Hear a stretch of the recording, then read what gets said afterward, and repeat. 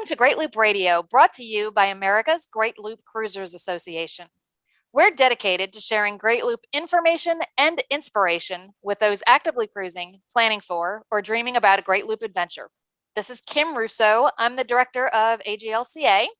Today, the Home Port Crew is going to answer some of the frequently asked questions about the Great Loop. So Karen Nettles from the Home Port Crew is joining me, and she'll help walk us through those questions that we hear a lot. Before we jump into that, though, as always, I want to take a moment to recognize and thank our Admiral sponsors who support AGLCA at the highest level. They are Curtis Stokes and Associates, Passage Maker Trawler Fest, Skipper Bob Publications, and Waterway Guide Media. As always, we encourage our listeners to support these businesses that support the Great Loop. Welcome back, Karen Nettles, to Great Loop Radio. Thanks for joining me. Thanks. I'm glad to be a part of it. I know we have a lot of information to get out to our members, so I'm happy to be a part of the podcast when I can.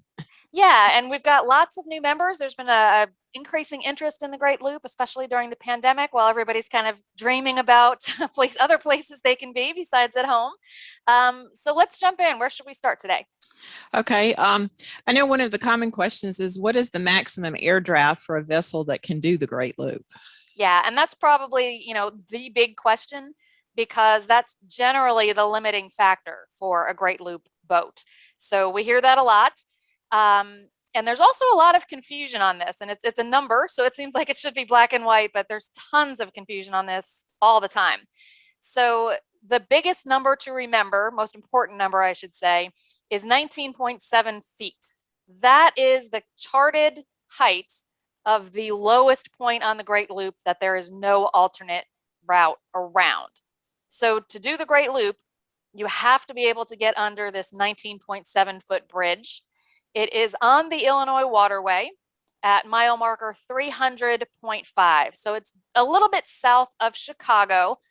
And I think one of the reasons there's a lot of confusion is that somewhere along the line, people started talking about that bridge in Chicago or that bridge outside of Chicago.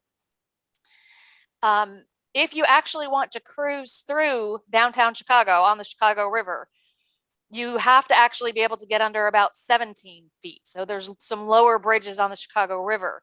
But if you can't get under those bridges, there is an alternate way. You can take the CalSag, which is basically the sanitation canal. It comes into Lake Michigan south of Chicago, and that route does not have the same bridge restrictions as the Chicago River. So you can kind of bypass Chicago if you can't get under those bridges. And then again, mile marker 300.5 on the Illinois waterway, 19.7 feet. There is no other way around that bridge. As much as we've tried to find one, it just doesn't exist. And that's actually a railroad bridge that used to open. And I don't know how many years ago it stopped functioning and has never been replaced or fixed. So any boat coming out of the Great Lakes and trying to head down the river system needs to get under that bridge. So hopefully that straightens out any confusion on that. But, as always, we're happy to take additional questions. So actually, this is a great time to tell you podcast@greatloop.org is the email address you can send questions to. So that as we do more frequently asked questions episodes like this one, we can answer those for you. Okay, so good to know about that particular bridge and where exactly it is on the Illinois waterway. What other low bridges can affect route choices on the loop? So the ones on the Chicago River I mentioned. So that's definitely going to have you decide which way you're coming out of Lake Michigan. The other place that it causes a big part of your route choice is going to be dependent on your air clearance is the New York State Canal. So as you head up the Hudson River, you are going to reach a point called right at Waterford, New York, where the Erie Canal meets the Hudson River. There's basically three choices at that point. You can turn into the Erie Canal, and if you want to go all the way through the entire Erie Canal and end up in Lake Erie, you have to be able to clear about 15.5 feet. So those are the lowest bridges in this set of route choices. And that's key for a lot of people in 2021, as we are waiting and wondering if the US-Canadian border will open to traffic in either direction. Those who want to continue the loop and bypass Canada for now, if you can get under that 15.5 foot bridge, it's easy to take the full Erie Canal all the way out to Lake Erie and stay on the US side. So that's one choice. The other choice, if you can get under a 17-foot bridge, is to take the Lake Champlain route, which is you're going to continue on the Hudson instead of going into the Erie Canal. Go through the Champlain Canal, Lake Champlain. That will put you into Canada. So if you're talking about currently right this minute, don't go that way because you'll get to the Canadian border and then you'll have to stop. But that puts you out onto the St. Lawrence Seaway, and you can continue the route that way. Beautiful route option, lots of great scenery. You're be going through the historic cities of Canada and the Thousand Islands region. So that's a great choice if you can get under a 17-foot bridge. The third option, which is what many loopers do because they can't get under the 17 or 15-foot bridges. So anyone who managed to clear the bridge outside of Chicago can take the Erie Canal to the Oswego Canal, and that Oswego Canal will take you out to Lake Ontario, and you can continue the journey from there. Once on Lake Ontario, if you cannot go into Canada, you can take the Welland Canal back to Lake Erie and continue that way. And there's a bunch of parameters for that. We actually covered that last week. In other years, or perhaps later this year, if you are going to Canada, you would cross Lake Ontario, perhaps dabble in the Thousand Islands a little bit, and then head in towards the Trent Severn waterway. So, you know, the most important clearance is that one that there's no alternate route. But if you have, depending on your air clearance, those are going to give you your choices as you're entering the Great Lakes and which way you're going to go through the New York canals to get to them. Okay, well, that's good to know for the bridge clearances. I know we have some other limitations people want to know. Is there a limitation on beam? And there's really not. Again, this is going to come down to route choices. The Trent Severn waterway in Canada is where there is a beam restriction. One of their locks, the maximum beam is 23 feet. So for most looper boats, that's no problem. If you're on a catamaran that's extremely wide, you may not be able to do the Trent Severn, which is okay. For a lot of people, that's a highlight. But if you can't do the Trent Severn waterway, you can, you know, either go through the Welland into the Erie Canal. You're going to take the Lake Erie route at that point if you can't do the Trent Severn, basically. So the different ways we covered to get into Lake Erie is how you proceed if you are in a very wide boat that can't do the Trent Severn. Okay. And what about length? Are there any limitations on length? Really none. Most of the locks can certainly accommodate long and wide boats. Again, the Trent Severn might be the exception, but I think the maximum length on the Trent Severn is 100 feet, which would be highly unusual for a great loop boat. And once you get into that length, you're probably going to have a draft and air clearance issues anyway. So really no restrictions on the length of the boat that are going to matter to 99.9% of loopers. And speaking of length, just so new members or new people to the loop know, what's the average length of most looper boats? That's a great question. And the average in our member database is just over 40 feet, like 40 feet and a couple inches when you average it. And that's been pretty consistent. It's gone up maybe an inch or two on the average in the past several years, but it hasn't changed significantly. So 40 feet has been the average for a while now. Okay, and another popular question we get is, what about draft? Yes, and that's another one. You know, there is no maximum draft you can have. Again, another exception would be the Trent Severn. On the Trent Severn, if you draw more than 5 feet, they will require you to sign a waiver. And certain sections of the Trent Severn are only maintained to a 6-foot depth. So if you draw more than 5, it's going to be tight in some areas. If you draw more than 6, you just simply can't do the Trent Severn. And again, that's a route choice. It's not mandatory. So if you have a deeper keel, you can still do the loop. And I should mention, you know, we talked about the air draft as well. For sailboats, you can, of course, still do the loop. About 9% of our members are on sailboats. And you do have to take the mast down to clear those lower bridges. So for sailboats with a deep keel or other boats, other areas where you may have some challenges, there's usually another way. For example, here outside of Charleston, on some low tides, the water is pretty shallow. If you are more comfortable, you can always go on the outside, meaning going out into the Atlantic Ocean and traveling that way.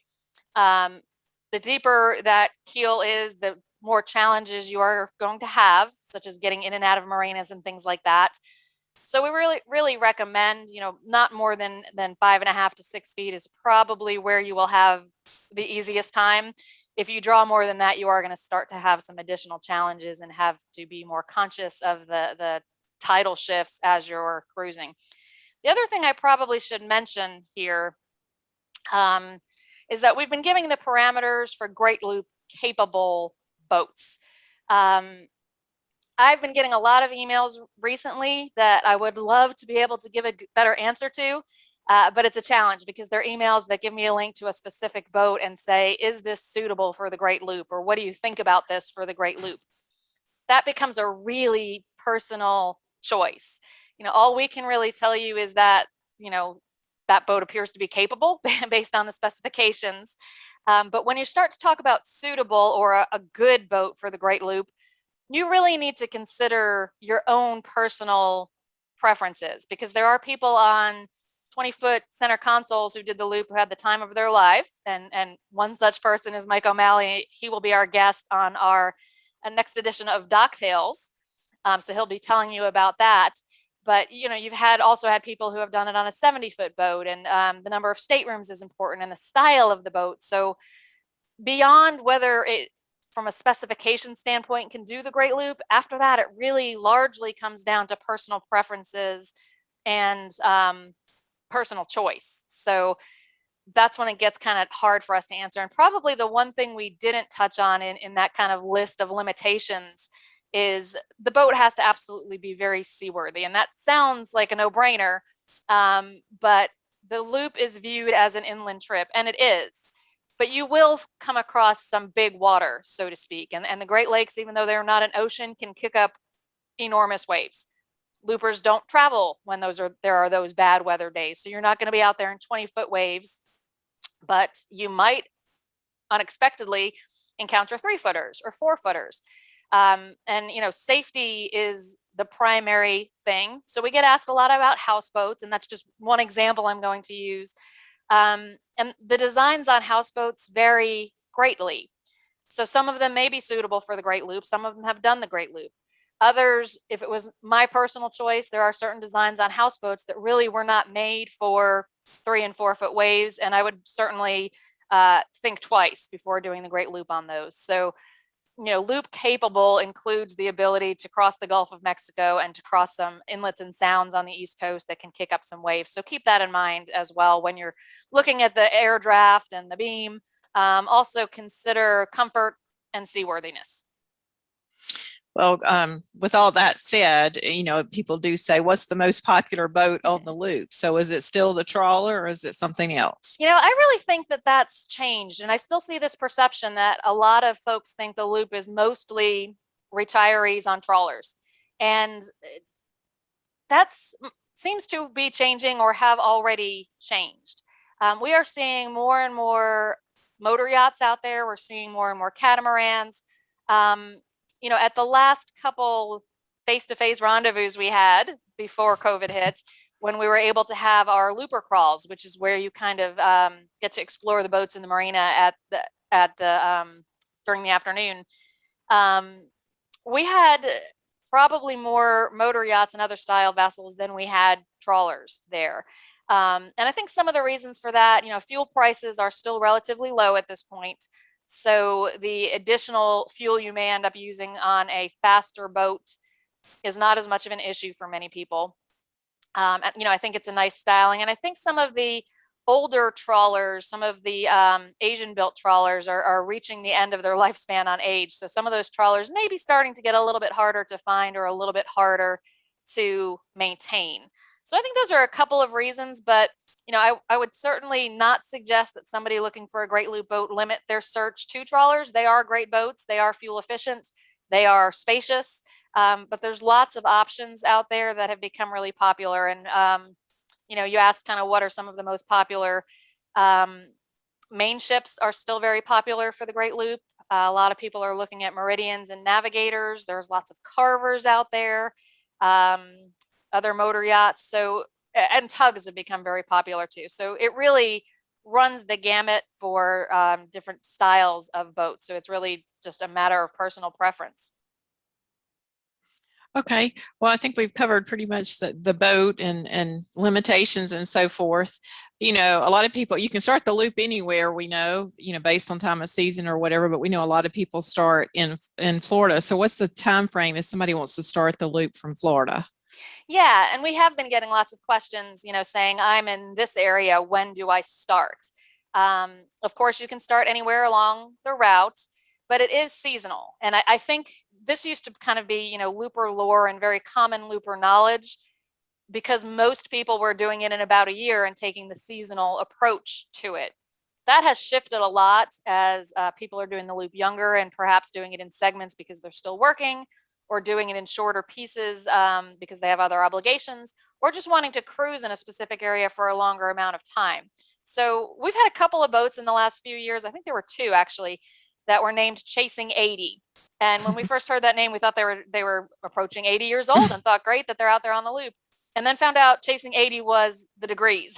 They were basically, chasing 80 degrees around the loop. And that's kind of a good rule of thumb and easy to remember. You never want to be where it's very cold, because A, it's a little bit more uncomfortable on a boat, but B, facilities closed. So with that in mind, if you're leaving Florida, kind of heading up the East Coast, it's typical to kind of start from South Florida around this time of year, kind of mid-March to late March. People might start moving from South Florida. We typically hold our rendezvous in the place where most of the current loopers will be at that time of year. So, coming through Charleston is usually mid-April. Our spring rendezvous is usually when we can have it, early May at the start of the Chesapeake in Norfolk. So you're basically just heading up the East Coast in spring. You want to be on the Great Lakes in the summertime. So let's say you're leaving from New York, you're probably looking at a early June departure from New York. You want to meander the Great Lakes for the summer. Be in Chicago likely sometime in September, occasionally later when there are lock closure issues. Spend the fall heading down the inland rivers, arriving in Mobile usually mid-November-ish, and then crossing the Gulf and spending the winter in Florida. So that's kind of the benchmark, so to speak. And because more loopers are looping in segments, you may find loopers on the Chesapeake in late summer, which isn't typical if they're doing, the continuous 1-year seasonal route.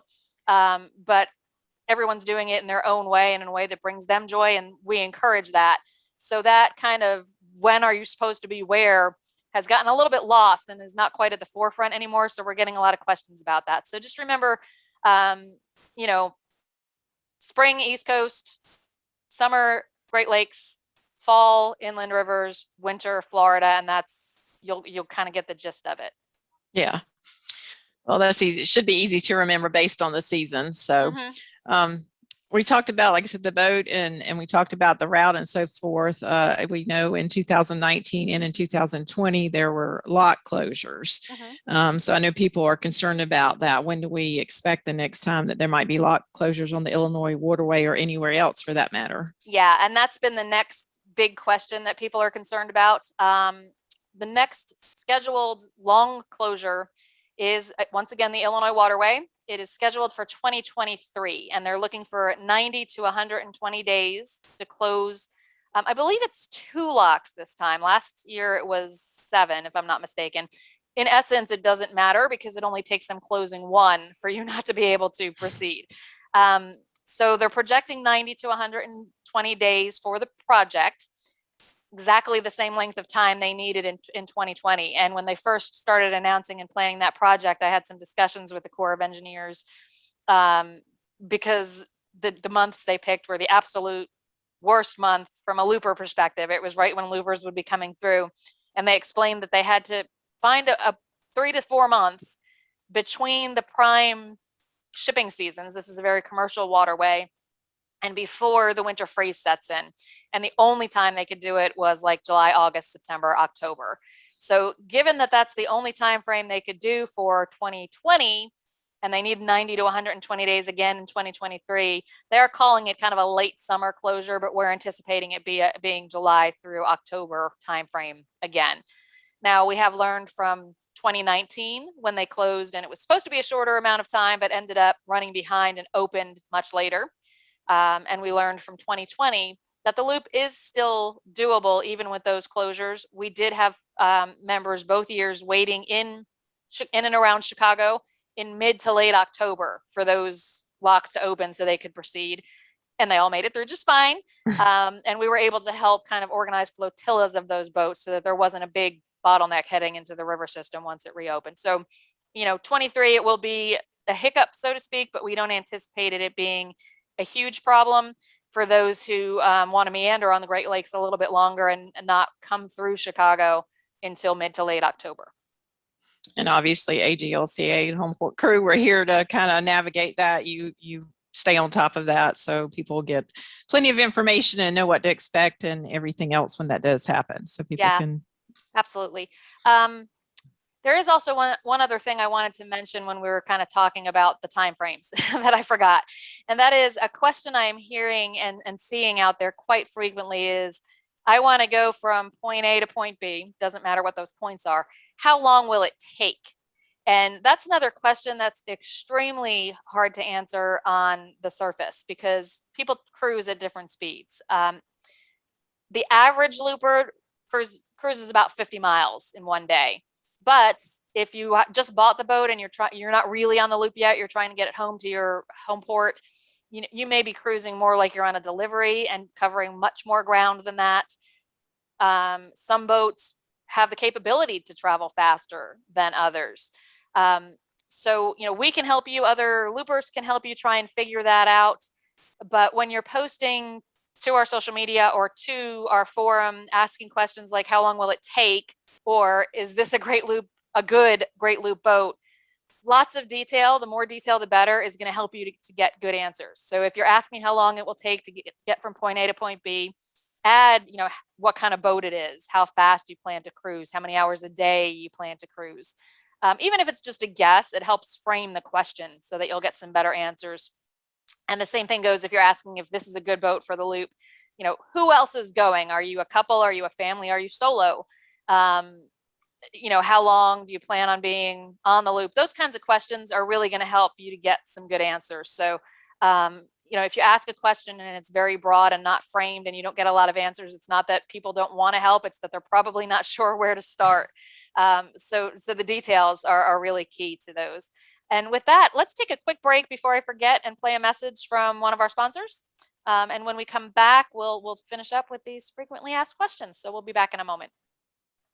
Prop Talk is an Annapolis-based company founded in the summer of 2005 by active Chesapeake Bay boaters. The company produces Prop Talk Magazine, a monthly newsprint magazine focused on Chesapeake Bay powerboating and the lifestyle surrounding boating on the bay. Every issue of Prop Talk is distributed at more than 850 carefully chosen and closely monitored locations throughout the Mid-Atlantic. Prop Talk's coverage goes deep rather than wide, and the magazine celebrates the people, places, boats, personalities, and events that make the Chesapeake one of the world's premier boating grounds. Thanks for reading and supporting the Chesapeake Bay's boating magazine. We're back on Great Loop Radio. Today I am talking with Karen Nettles from the Home Port Crew, and she is guiding us through some of the frequently asked questions that we're hearing from members and from all those interested in the Great Loop that are on our social media or who listen to our podcast. So Karen, what else have we got today?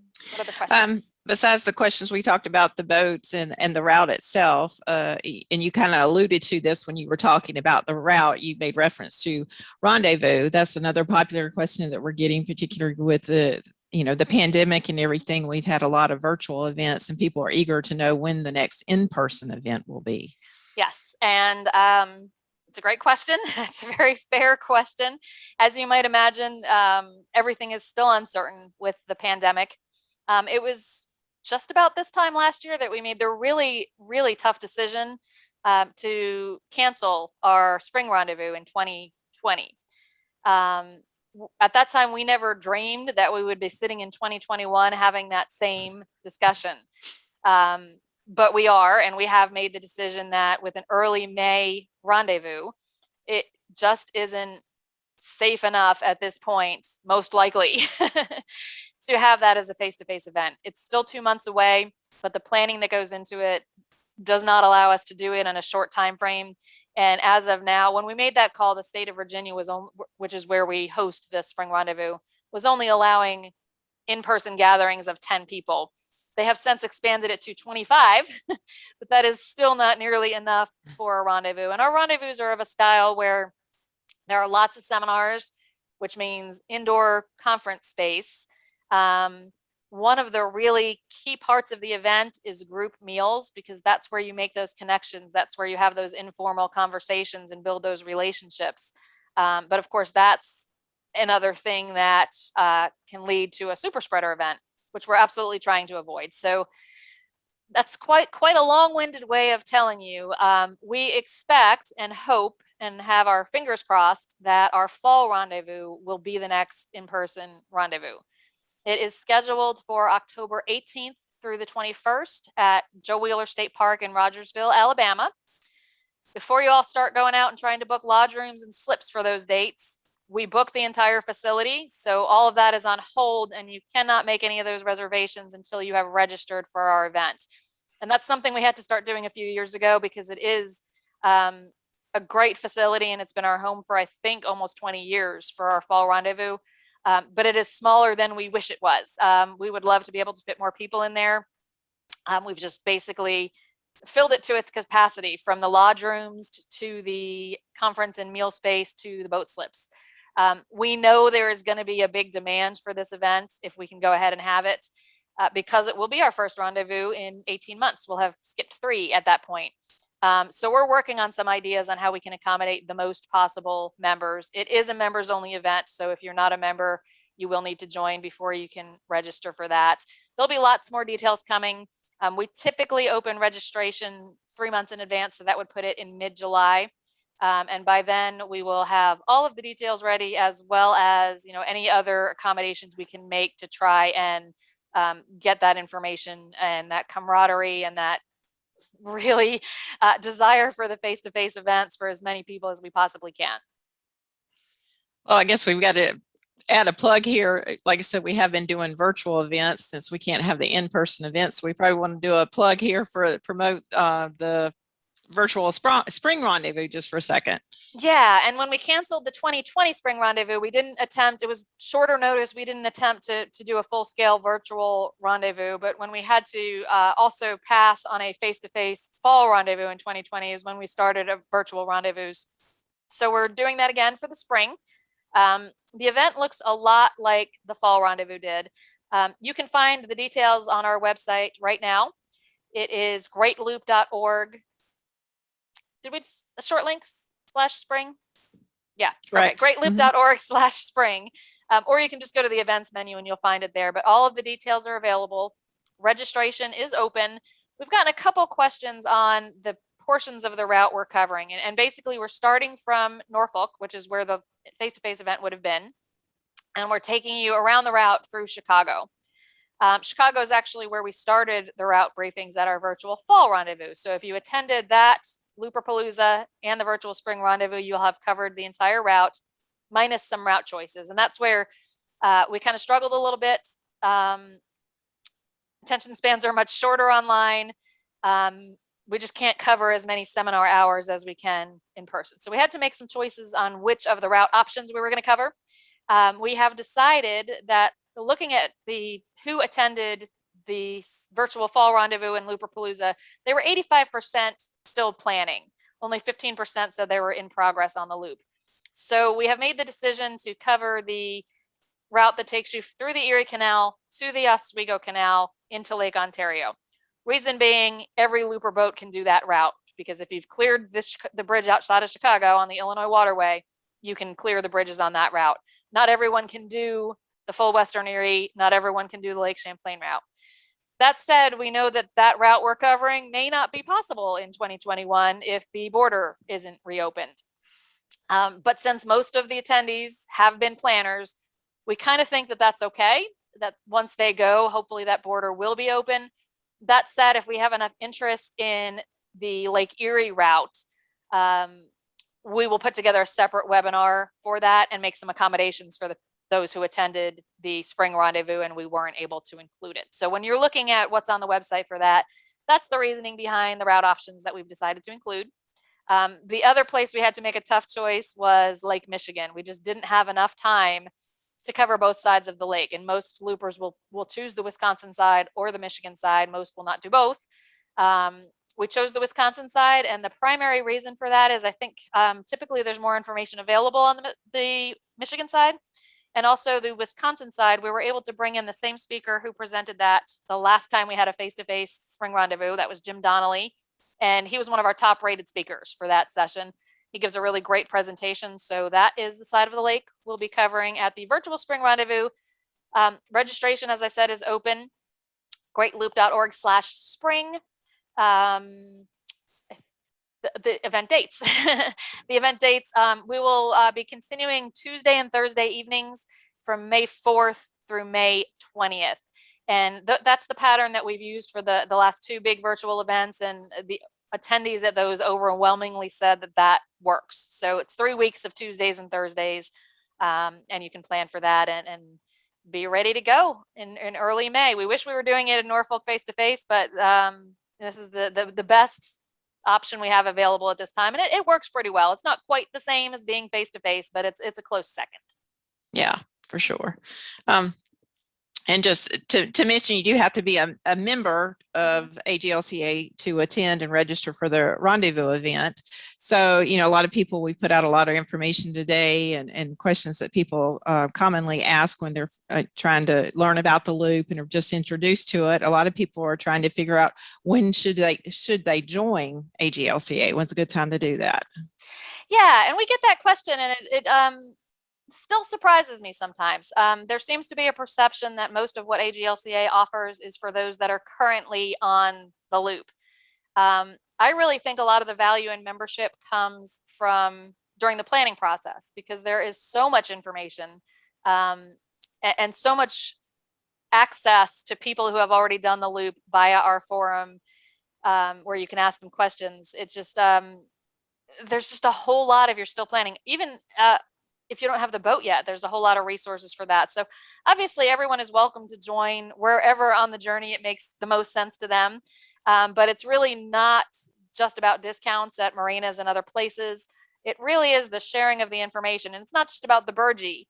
It really is the camaraderie and building those relationships, which can start well in advance of when you go. I actually call all of our new members just to kind of check in, make sure that they understand how to access everything, and that we're here to answer questions. And I would say, a good half to 2/3 usually tell me they're somewhere between 2 and 3 years from starting.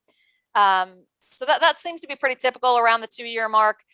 But again, people are welcome to join whatever it makes most sense for them in their Great Loop journey, but there's lots of resources for planners, and greatloop.org/join us kind of outlines all of the benefits of membership. And there's lots on the greatloop.org website. If you're not a member yet, there's plenty of resources there for you as well.